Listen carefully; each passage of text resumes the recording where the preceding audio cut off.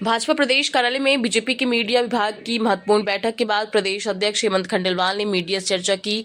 इस दौरान उन्होंने कहा कि बीजेपी एक व्यवस्थित कार्य पद्धति से चलने वाली पार्टी है, जहां हर मोर्चा, मीडिया विभाग और पदाधिकारियों को स्पष्ट जिम्मेदारी दी जाती है।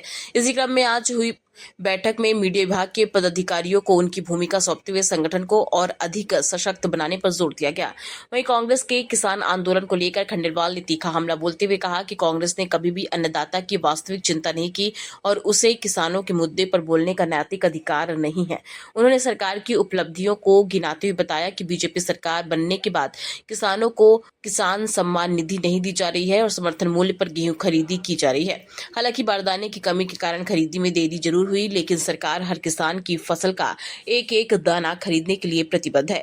खंडेलवाल ने कांग्रेस नेता जीतू पटवारी पर भी निशाना साधते हुए कहा कि उन्हें किसानों से माफी मांगनी चाहिए और यह बताना चाहिए कि 2004 के पहले उन्होंने अन्नदाता के लिए क्या किया। साथ ही उन्होंने पटवारी को आत्ममंथन और आत्मचिंतन की सलाह देते हुए कहा कि बिना तथ्यों के आरोप लगाने से पहले अपनी भूमिका पर विचार करना जरूरी है। ये जो प्रदर्शन होगा, किसानों को उचित मूल्य नहीं मिल पा रहा, अलग अलग समस्याएं आ रही हैं किसानों को लेकर। मैं आपके माध्यम से कहना चाहता हूं कि कांग्रेस को ये बात कहने का अधिकार ही नहीं है। वो कांग्रेस जो 2004 के पहले समर्थन मूल्य पे किसी भी गेहूं की खरीदी नहीं करती थी। 2004 में गेहूं का क्या रेट था, उसके बाद जब हमारी सरकार आई उसके बाद लगातार गेहूं का समर्थन मूल्य बढ़ा।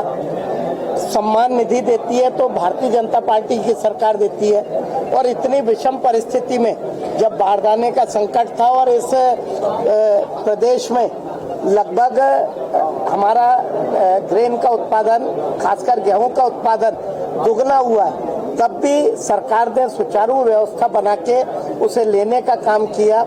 3-4 दिन हमारे जो बारदाने के कारण है वो खरीदी लेट हुई, लेकिन सरकार का वादा है कि एक एक दाना किसान का लेंगे। और आप देखिए जैसे ही सरकार की खरीदी की स्पीड बढ़ी है, बाजार में भी गेहूं का रेट 100 से 200 रुपए बढ़ गया।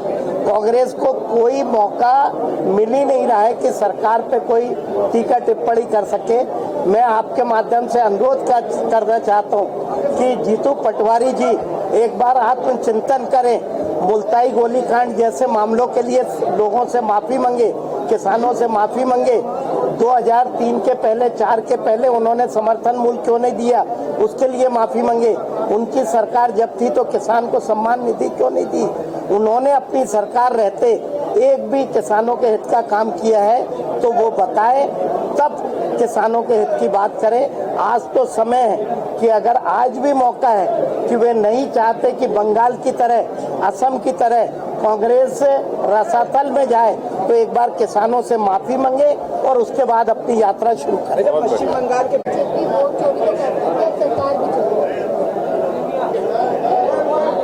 आपकी बात का क्या जवाब दूं? अगर हार गए तो आत्मचिंतन करना चाहिए, राहुल गांधी जैसे नेतृत्व पे विचार करना चाहिए, हार के कारण खोजना चाहिए। बेवजह हम हार को स्वीकारने के बजाय उल्टे आरोप लगाएं, इसी का परिणाम है कि कांग्रेस धीरे धीरे मुद्दों से भटक रही है। अपनी कमी खोजने के बजाय दूसरी कमी खोजती है और इसीलिए धीरे धीरे पीछे जाती है। बहुत धन्यवाद। भारतीय जनता पार्टी की अपनी विशिष्ट कार्य पद्धति है। हर मोर्चा हो, मीडिया हो या कोई भी पार्टी के पदाधिकारी हो, सबको कहीं ना कहीं कोई कार्य की और किसी क्षेत्र की जिम्मेदारी दी जाती है। उसी के अनुरूप आज मीडिया विभाग में भी हमने कार्य का वितरण किया है। आज उसकी हमारी बैठक भाई साहब, कांग्रेस कल एक प्रोटेस्ट करने जा रही है किसानों को लेकर। भारतीय जनता पार्टी और आधी आबादी, ऐसा लग रहा है कि आधी आबादी का भी बहुत सपोर्ट मिला है आपको। अब कार्य समिति या बाकी चीजें आना तो क्या उसमें भी उसका आधी आबादी का ज्यादा असर दिखाई देगा? भारतीय जनता पार्टी के पदाधिकारी हों या पूर्व की भी जो नियुक्तियां रही, सब में इस बात का प्रयास किया जाता है कि हमारी महिलाओं का, बहनों का प्रतिनिधित्व ज़्यादा से ज़्यादा मिले। उसी अनुरूप आने वाले समय में भी हम प्रयास करेंगे कि उन्हें भरपूर स्थान दिया जाए। बहुत धन्यवाद।